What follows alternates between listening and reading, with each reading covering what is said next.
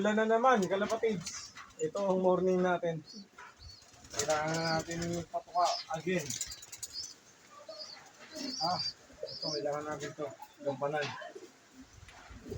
Kailangan nilang kumain.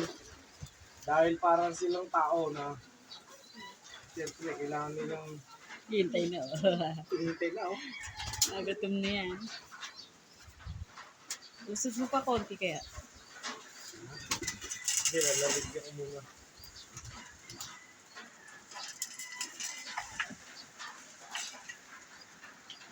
Hindi ko makapitundi dito, dalawang kilo. Tama na. Busy study.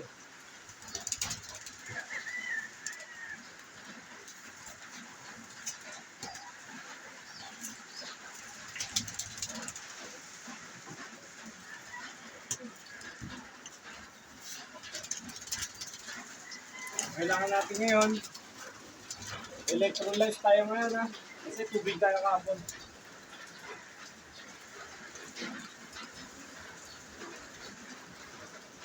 Grabe oh. Grabe lang sa ulan. Ito pa nga. Silang mga sundalong galing sa disyerto.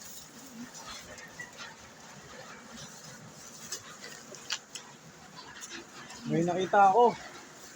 Si Toto pala. Babae, hindi lalaki.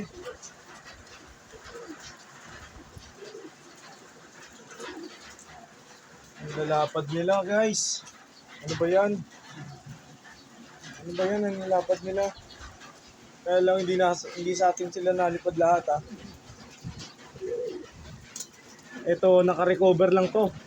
Sino yan? Si Dida. 2 araw natin dinala yan sa tindahan.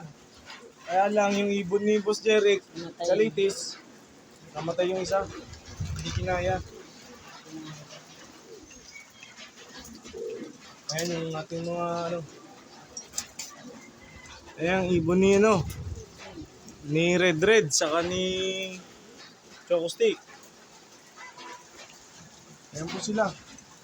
Line feeder po ang patukaan nila. Para ano.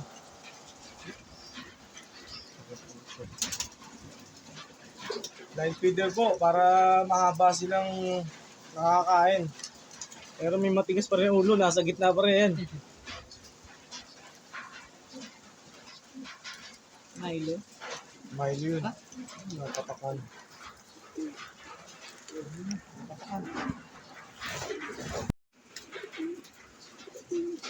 Kailangan natin bigyan sila ng electrolytes. Para sa kanila na lang. Bago-bago kasi yung panahon eh. Yan. Kailangan ng gamot na matapang para kaya kang ipaglaban.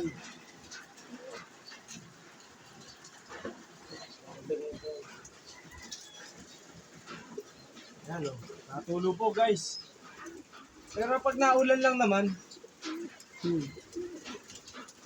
Yan. Pag naulan. pag naulan lang siya natulo. Kumustahin naman natin. Dito ang ating ibon na si ano. Yung ibon ni Kobe.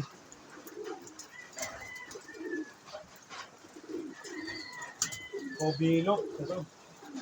Pagkay sarado kay Dada. Ito namang ating ibon na sinuksok dito. Si Boy Blue. Ayun. Nandun na sa baba. Nakikisalamuha na. Kasama ng ibon ni Cute. Na ang nag-foster parent, ang nagbantay. Si ano. Baldado, saka si Taichi. Ayan o. Lalabing-labing ko nga. Ayun. Ayun, sulok. Ano sa sulog? Yung matindi ang television natin pag naulan. Ayan o. Pasal natin si Dalutan. Pero kailangan natin gampanan.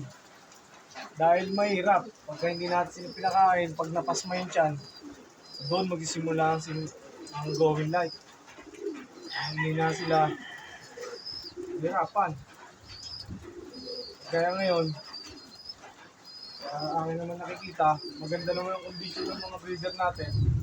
Ganun din ang mga flyer natin, ang magiging warrior natin ngayong Tacloban. Ito,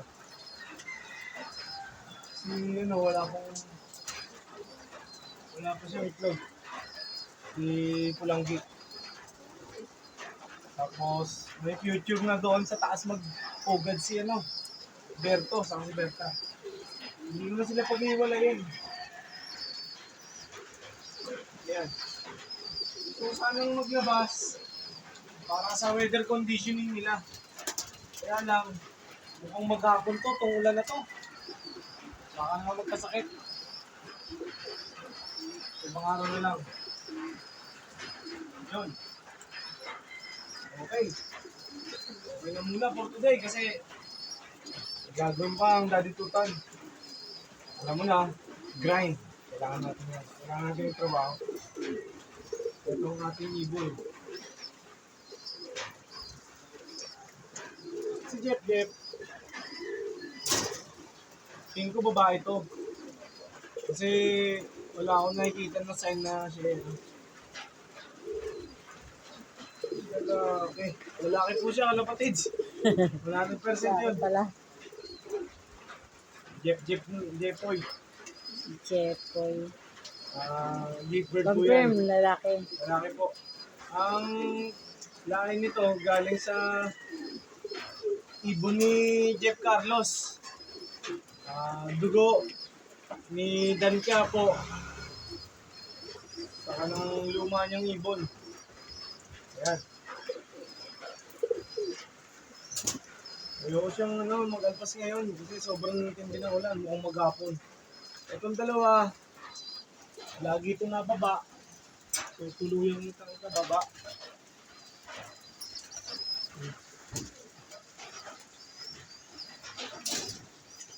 Siyang Sa baba sila ngayon. itong ibon na to natitira. Bugo po, ibon ni ni Toto Iguapo. Sa kanina ni Aiden. Paano yung dalawa sa taas? Si Pulanggi. Hindi pa nakain. Kulang di, wala pa.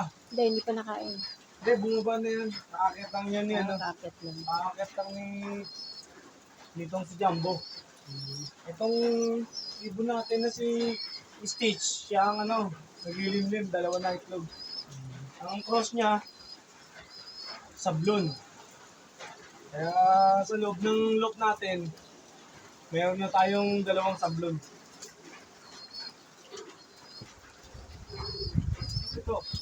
Ito ang buhay ibon ni Daddy Tutan. Sana maligo sa ulan, kaya lang marami po tayong gagawin. At baka dumami si Daddy Tutan. Masama pong naulanan si Daddy Tutan kasi dumadami po. Malaya po tayo, mabuhay po tayo malaya, kapatids. Mangarap lang tayo ng mangarap at libre lang yan. Yan naman dapat natin gawin. Mangarap lang tayo mangarap. Mahirap gampanan sa tunay na buhay, sa panaginip na lang natin gawin. Pero yung pangarap natin sa karera, sa tingin ko, one day. Isang araw yun. Thank you guys. God bless you all.